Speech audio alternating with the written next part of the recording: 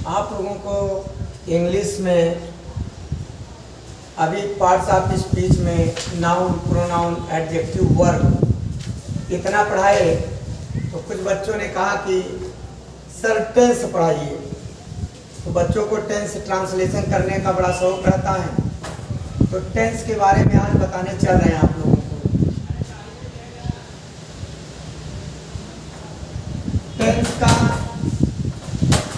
हिंदी और इंग्लिश दोनों बताएंगे आपको। टेंस मीन्स काल होता है। काल का मतलब है समय चक्र। समय 3 भागों में बांट दिया गया। इस काल को 3 भाग में बांटा गया।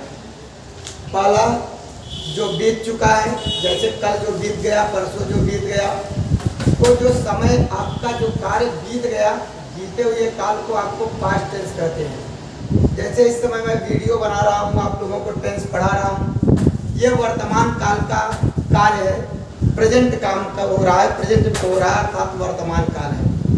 और जो कल आने वाला है उसको हम लोग वैसे भी जानते हैं, फ्यूचर बोला जाता है, भविष्य काल। अर्थात टेंस बेटा लोग 3 प्रकार का होता है।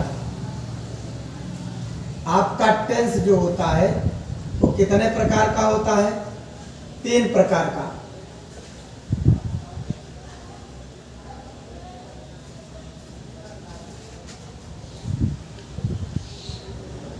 हम अपने शब्दों में लिखा रहे हैं। टेंस 3 प्रकार का होता है। 3 प्रकार कौन कौन है आप जानिए। पहला प्रेजेंट टेंस, जिसको हिंदी में बोलते हैं वर्तमान काल। दूसरा पास्ट टेंस, जिसको हिंदी में हम बोलते हैं भूतकाल। तीसरा फ्यूचर टेंस,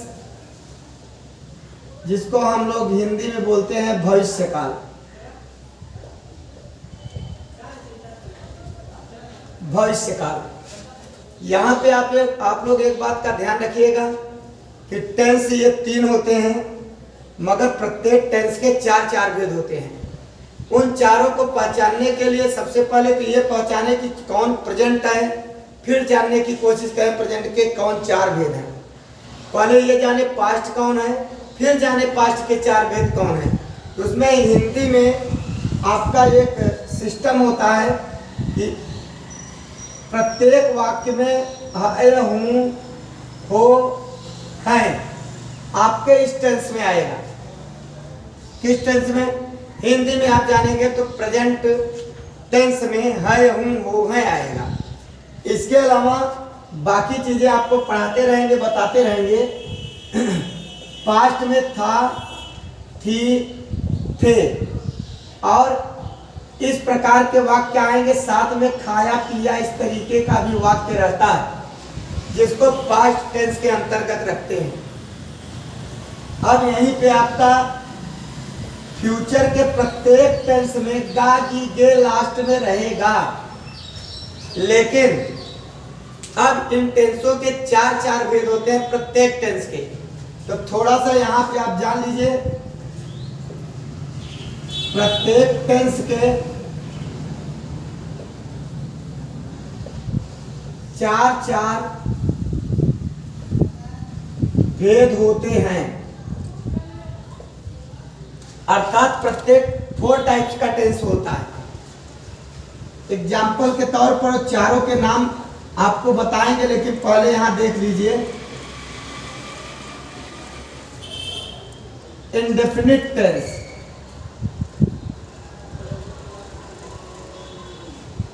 जिसका दूसरा नाम है सिंपल प्रेजेंट टेंस।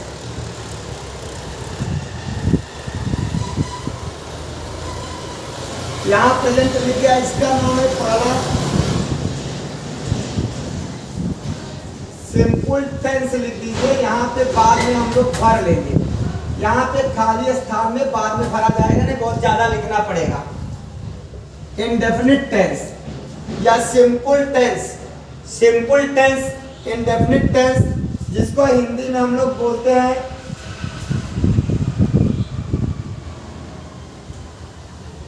अनिश्चित काल। सिंपल टेंस या इंडेफिनिट टेंस को क्या कहते हैं हम लोग? अनिश्चित काल कहते हैं। एग्जाम्पल के तौर पर कैसे? प्रेजेंट इंडेफिनिट टेंस या simple present tense, past indefinite tense या simple past tense, future indefinite tense या सिंपल फ्यूचर टेंस। इस तरीके का इसका नाम दिया जाता है। अब यहाँ पे दूसरा होता है आपका कॉन्टिन्यूअस।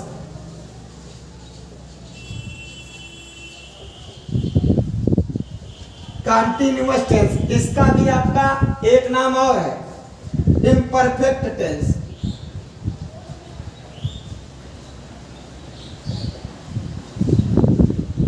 इम्परफेक्ट टेंस जिसको हम लोग क्या कहते हैं बेटा लोग?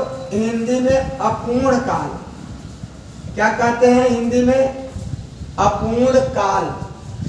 जैसे एग्जाम्पल पर चारों को कैसे पढ़ेंगे?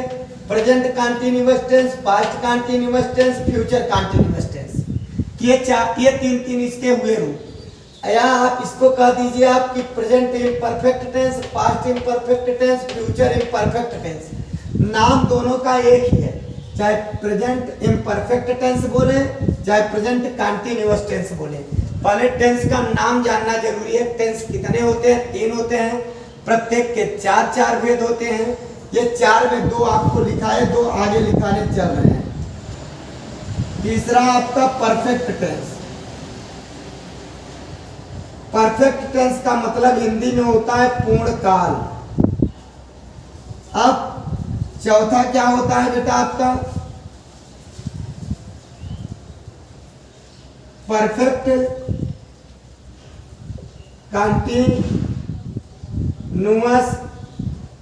टेंस, अर्थात परफेक्ट माने पूर्ण, कॉन्टिन्यूअस माने अपूर्ण।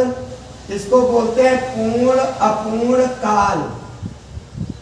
इस तरीके से आपके ये 12 टेंस आए। इस प्रकार से टेंस के आपके कोई पूछे टेंस कितने प्रकार के होते हैं, तो बेटा लोग टेंस 3 प्रकार के होता है, present tense, past tense, future tense. अब कोई ये कह देता है टेंस 12 प्रकार के होते हैं, तो जी नहीं, टेंस 12 प्रकार के नहीं, 3 प्रकार के होते हैं। वो कौन है? Present tense, past tense, future tense. प्रत्येक टेंस के 4 रूप होते हैं। जैसे प्रेजेंट को पकड़े तो present indefinite tense, present continuous tense, present perfect tense, present perfect continuous tense. ऐसे ही past indefinite tense, past continuous tense, past perfect tense, past perfect continuous tense, future indefinite tense, future continuous tense, future perfect tense, future perfect continuous tense. इस प्रकार के आपके 3 से 12 tense में रूपांतरित होते हैं। प्रत्येक टेंस 4 रूपों में बढ़ जाता है। यही आपको 12 टेंसों का पहले ज्ञान होना चाहिए, क्योंकि जिस बच्चे को टेंस का ज्ञान नहीं रहता है उसको आगे चल के active voice, passive voice, direct indirect या कोई भी आपका ट्रांसलेशन का पीस नहीं आएगा। इसलिए बेटा और एक बात ध्यान रखिएगा, यदि आपको ट्रांसलेशन करना आता है तो आपको कोई भी क्वेश्चन आंसर याद करने की जरूरत नहीं है। आप उसको हिंदी में जानते रहिए, इंग्लिश में ट्रांसलेट कर दीजिए, अपने आप हो जाएगा। ऐसा आप लोगों को बताएंगे जिससे आपको कोई भी दिक्कत परेशानी नहीं आएगी। आई होप आपको इतना समझ में आया होगा। इसका आप स्क्रीनशॉट ले लीजिए और इसको आप अपने कॉपी में उतार लीजिए, क्योंकि सीरियल बाय सीरियल पढ़ाने चल रहे हैं। अब आप लोगों को हम चल रहे हैं पढ़ाने प्रेजेंट टेंस। प्रेजेंट टेंस का मतलब है verb to be, is, am, are. बहुत साधारण ढंग से पढ़ाएंगे आपको।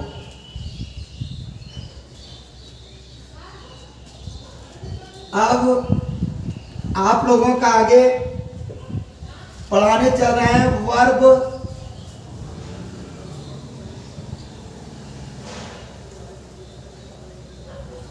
टू बी,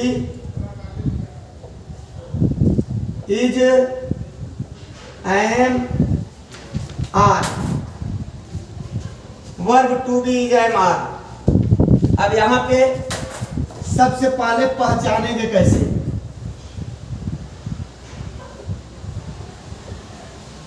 कुछ लोग पहचान लिखते हैं, कुछ लोग पहचान लिखते हैं। यहाँ हिंदी मीडियम इंग्लिश मीडियम दोनों लोगों को पहचानने की बात करेंगे। आप ये जानिए कि जिन हिंदी वाक्यों के अंत में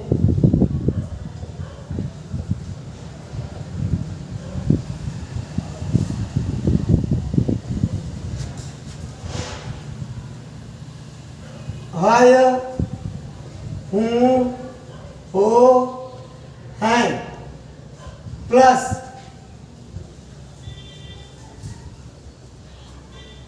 कॉम्प्लीमेंट, कॉम्प्लीमेंट माने पूरक, पूरक माने कार्य को पूरा करने वाला, कॉम्प्लीमेंट आए तो कॉम्प्लीमेंट आए तो उसे हम वर्ब टू बी इज़ मार समझते हैं। अब आप ध्यान दीजिए, शॉर्टकट लिखा रहे हैं। अब टेंस में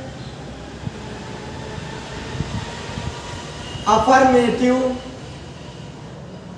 सेंटेंस, अफर्मेटिव सेंटेंस को हिंदी में बोलते हैं सकारात्मक वाक्य।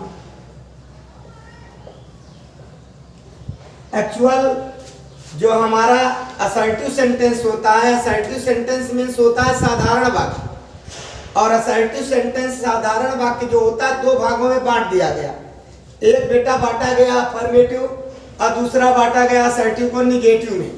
तो अफर्मेटिव और निगेटिव, कुछ लोग अफर्मेटिव माने ही साधारण वाक्य लिख देते हैं, जो कि गलत है। अफर्मेटिव माने आपका क्या होता है, स्वीकारात्मक वाक्य, जो बात स्वीकारी जाए, और नकारात्मक माने जो बात नकारी जाए। तो आपका अफर्मेटिव और निगेटिव सकारात्मक और नकारात्मक बोला जाता है, इतना आप ध्यान रखिएगा। इसमें क्या होता है, सबसे पहले बेटा लोग सब्जेक्ट होता है। सब्जेक्ट का मतलब हिंदी में होता है कर्ता। फिर इसके बाद आपका होता है इज, एम, आर, और फिर यहां पे आपका होता है कॉम्प्लीमेंट और प्लस ईटीसी। अब यहाँ पे जो आपका इज एम आर है, जब कॉम्प्लीमेंट के साथ आए तो वर्ब में बताए थे कि इज एम आर को आपका लिंकिंग वर्ब बोला जाता है। ये इज एम आर आपका लिंकिंग वर्ब है, न कि हेल्पिंग वर्ब है, और ये आपका सब्जेक्ट है, और यहाँ कॉम्प्लीमेंट है, और यहाँ ईटीसी माने एक्सेट्रा। एग्जाम्पल के तौर पर जैसे Mohan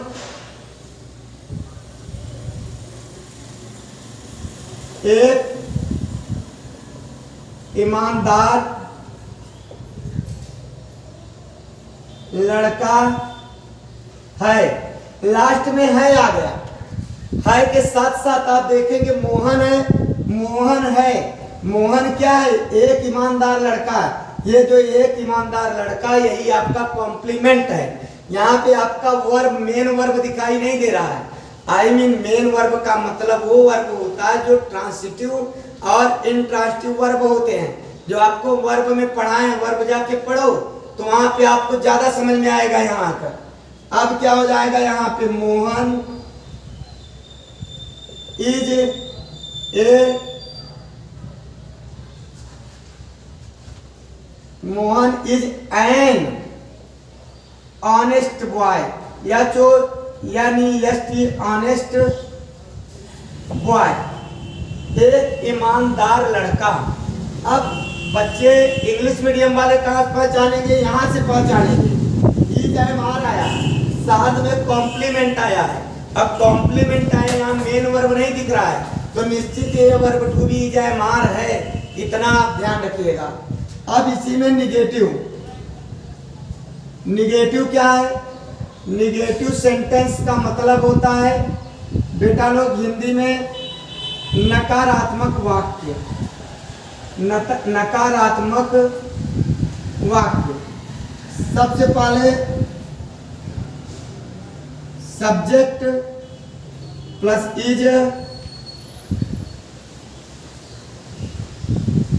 M, are plus not plus complement, अब प्लस ईटीसी।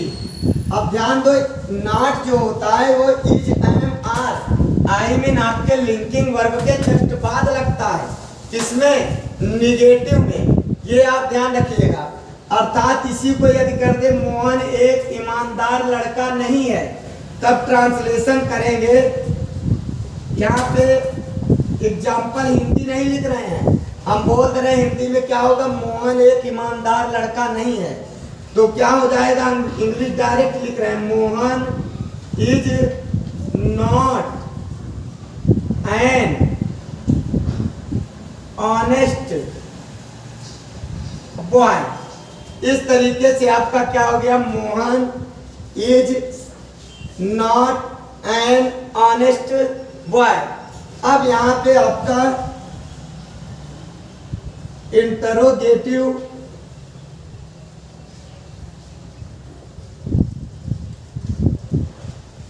एक मिनट, ऊपर इसको हम हटा दे रहे हैं, स्क्रीनशॉट ले लीजिएगा आप लोग। अब यहां लिखते हैं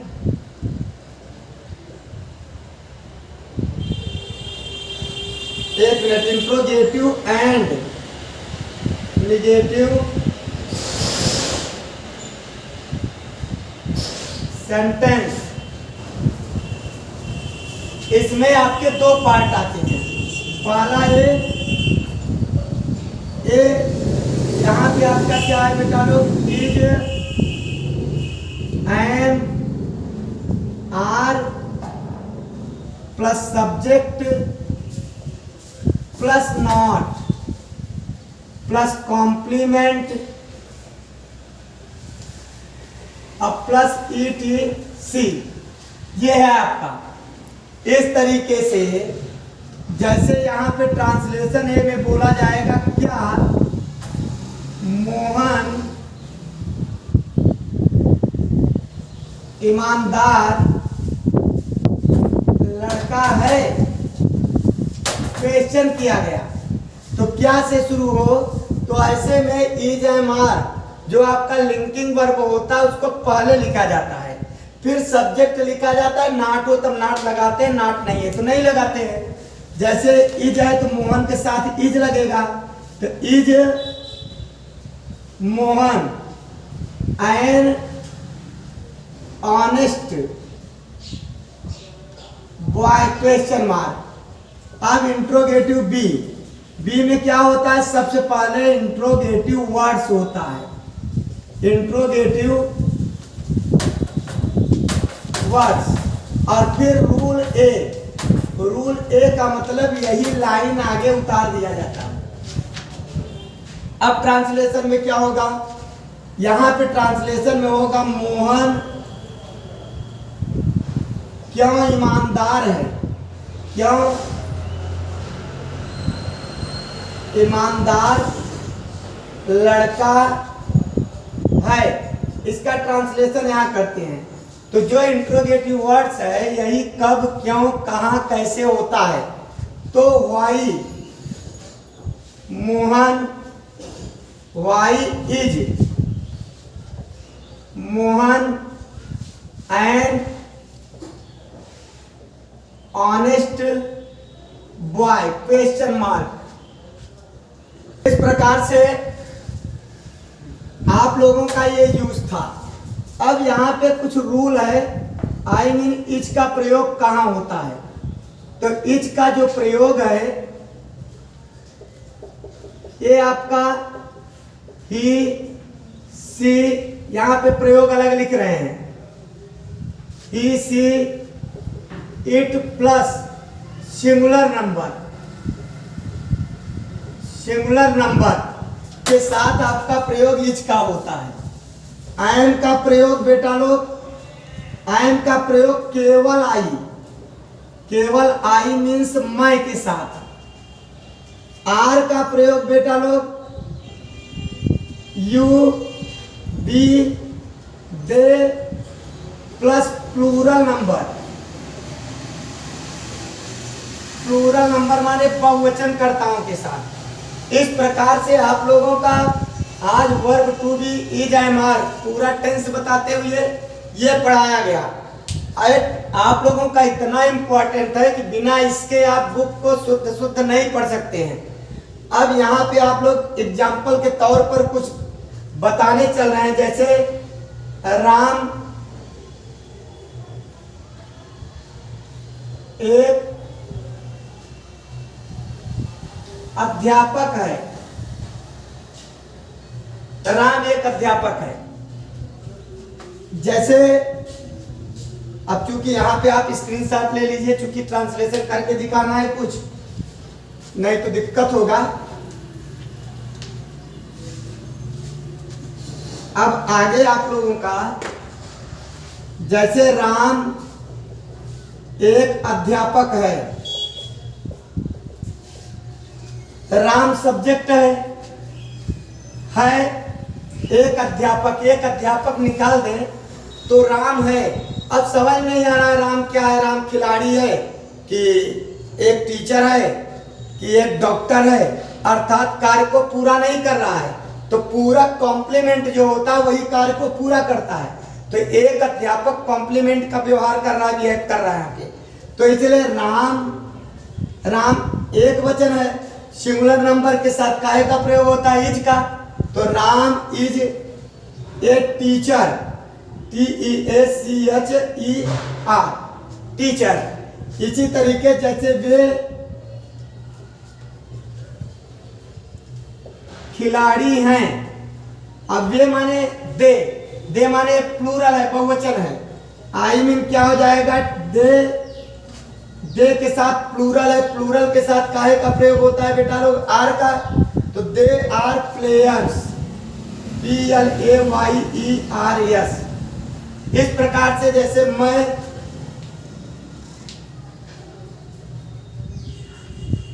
खेत में हूं तो क्या हो जाएगा, I am in the field, इस प्रकार से इज एम आर का प्रयोग होता है। नॉट लगाना है तो इज जस्ट, निगेटिव में इज एम आर के बाद नॉट लगता है। इंट्रोगेटिव ए में क्या होता है बेटा लोग, आई मीन जब क्वेश्चन क्या से किया जाए उसे इंट्रोगेटिव ए कहते हैं। तो ए में क्या होता है कि क्या से क्वेश्चन किया जाता है। इंग्लिश मीडियम वाले जाने इज से शुरू होता है, जैसे ही इज से शुरू होता है तो इंट्रोगेटिव क्या होता है, ए होता है। और इंट्रोगेटिव बी में क्या होता है बेटा, वहां what, where, whom, I mean जो आपके इंट्रोगेटिव वर्ड्स होते हैं, why, what, where, how many, ये सब वर्ड वाक्य के क्या होता है, सेंटेंस के बीच में आता है। और बीच में आता है लेकिन उसकी इंग्लिश क्या होता है, सबसे फर्स्ट पर बनता है। इसीलिए क्या हो कि अंग्रेजी सबसे पहले बनाया व्हाई, और व्हाई के बाद फिर इंट्रोगेटिव ए का रूल इज एम आर का नंबर आता है, तीज लगाए, फिर मोहर लगाए, एन ऑनेस्ट बॉय। इस तरीके से आपका ट्रांसलेशन हुआ। और आज एक शुरुआत है आपका, और इसमें शुरुआत में आप पूरा का पूरा अच्छे से तैयार कर लें, जिससे 12 टेंस आगे चल के जैसे ये मिलते जाएंगे कई टेंस, तो वहाँ पे आपको दिमाग का प्रयोग करना पड़ेगा, माइंड का, तब जाके आएगा। आप लोगों को यह वीडियो पसंद आए तो बेटा लोग लाइक सब्सक्राइब करिए, और वीडियो सभी बच्चों के पास भेजिए, जिससे टेंस शुरुआत से वो पूरा सीख सकें। धन्यवाद।